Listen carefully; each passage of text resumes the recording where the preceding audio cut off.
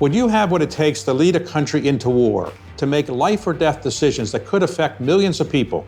I spoke with historian Michael Beschloss and documentary filmmaker Ken Burns about the risks and rewards of high-stakes decision-making during times of crisis. I'm David Rubenstein. All my life, I've been passionate about American history. I think that by learning from the past, we can better shape the future. I've spent years interviewing experts to learn more about the U.S. presidency and American power. In this series, I revisit these interviews and bring their stories to light.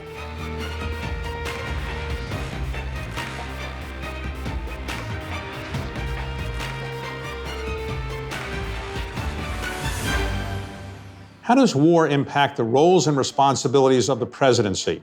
And who decides if the United States goes to war or not? As Michael Beschloss explains, these are questions that go all the way back to the very beginnings of our country, questions that kept our founding fathers up at night. One of the things the founders were almost obsessed with was they knew that the kings and queens and other leaders of Europe oftentimes grabbed more power by getting their nations involved in unnecessary wars. So they were always worried that presidents of the United States would become dictators, and the way they tried to stop that was to make sure that in our system, decisions about whether to go to war or not were made not by presidents, but by Congress. And we have not had a Congress passing a declaration of war as required by the Constitution since 1942. Have we had any wars since then? Well, the Korean War did not have a declaration. The Vietnam War, no declaration. The Kuwait War, the Iraq War, nope. Afghanistan, nothing. The president nowadays, if a president wants to grab more power, the shortcut to that is getting involved in war. And it's not terribly hard to stampede Americans to get involved in a war that may be unnecessary. During wartime, a president can declare martial law. Congress will cut the president an awful lot of slack in doing things that they would not do in peacetime. So that's what the founders worried about, and that's why I think they failed. Take June 1950, when communist North Korea, backed by China and the Soviet Union, invaded South Korea, a nation of capitalism and democracy. President Harry S. Truman hated how communism was spreading and decided to take matters into his own hands.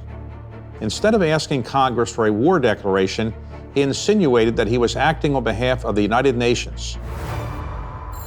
He gets in touch with his viceroy in Japan and says, please go and take large numbers of American armed forces to South Korea and try to turn back this invasion.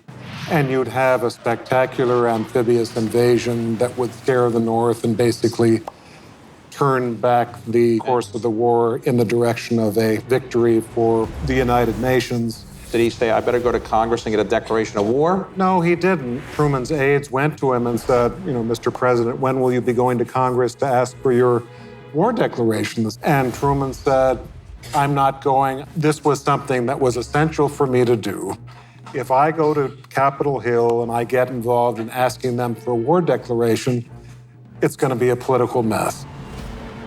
Many historians believe the worst military mess in U.S. history was the Vietnam War.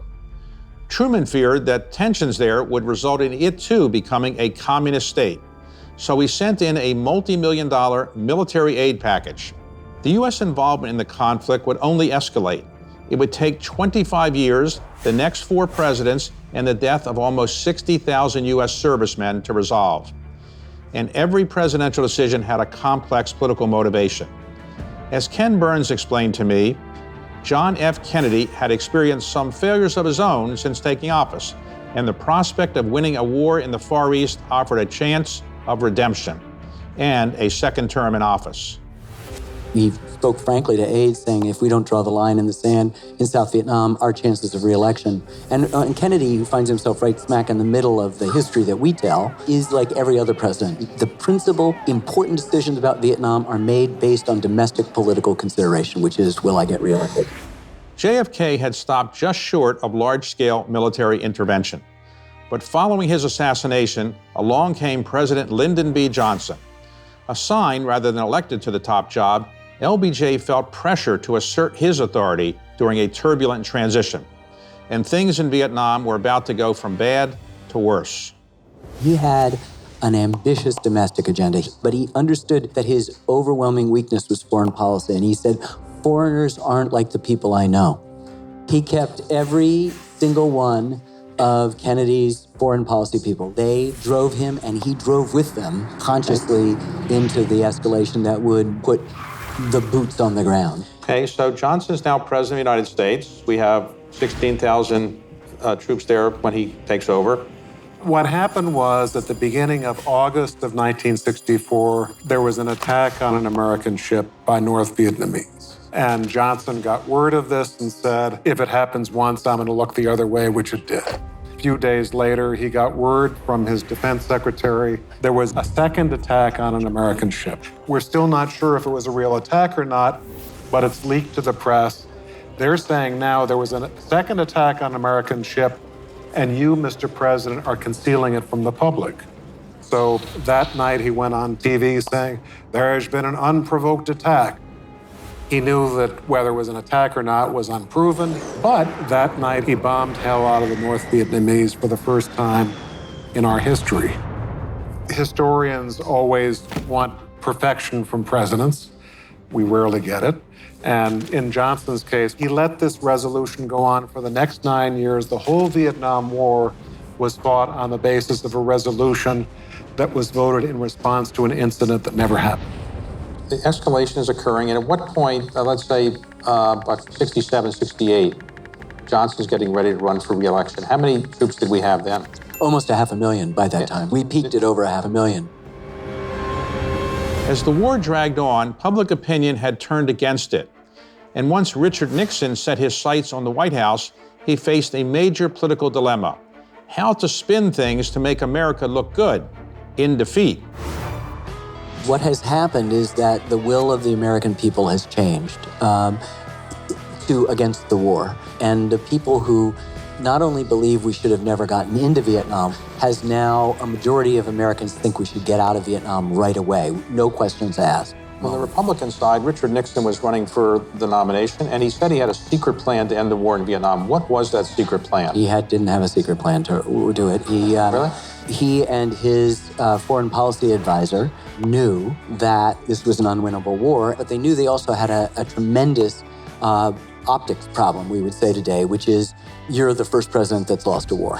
But ultimately, the peace agreement is signed. And the peace agreement is signed in late January of 73, I think it is. And we had also done a little smoke and mirrors saying, well, it's not about all the things we said it's about POWs, you know? It's about getting our soldiers back. Vietnam is this damning portrait of president after president and diplomat after diplomat making the wrong decision and knowing full well that this was not going to work out, but saying the exact opposite to the American people. So it turns out that most presidents lead during wartime with one eye on the conflict and another on their political prospects. But the most effective aren't afraid to make tough decisions when it matters.